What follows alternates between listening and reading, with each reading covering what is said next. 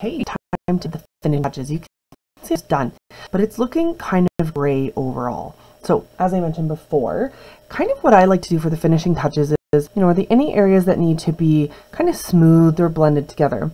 And now how do I lighten up the areas that need less gray? So I'm going to take my eraser and kind of gently go back in and erase.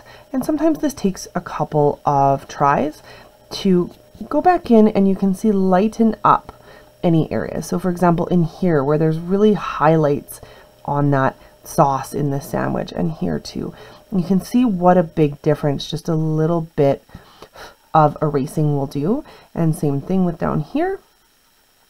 And now kind of look anywhere else in my drawing that needs to be a little bit lighter. So maybe over here,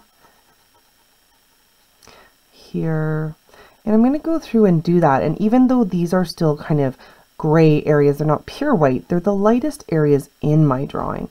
So I need to make sure that they have the best highlights on them.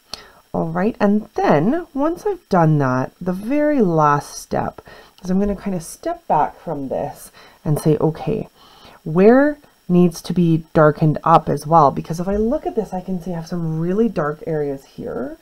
But when I look at my drawing or my original picture, there should be a little bit more black kind of here and maybe in here. So I'm going to go in one more time with the side of my pencil and really add back in some more of those dark areas, just so that it's a little bit more true to my original image here. Okay, so it's kind of a little bit of finishing and polishing and going back and forth to make sure that you've really captured the really light and dark areas in your drawing and kind of those gray areas in between.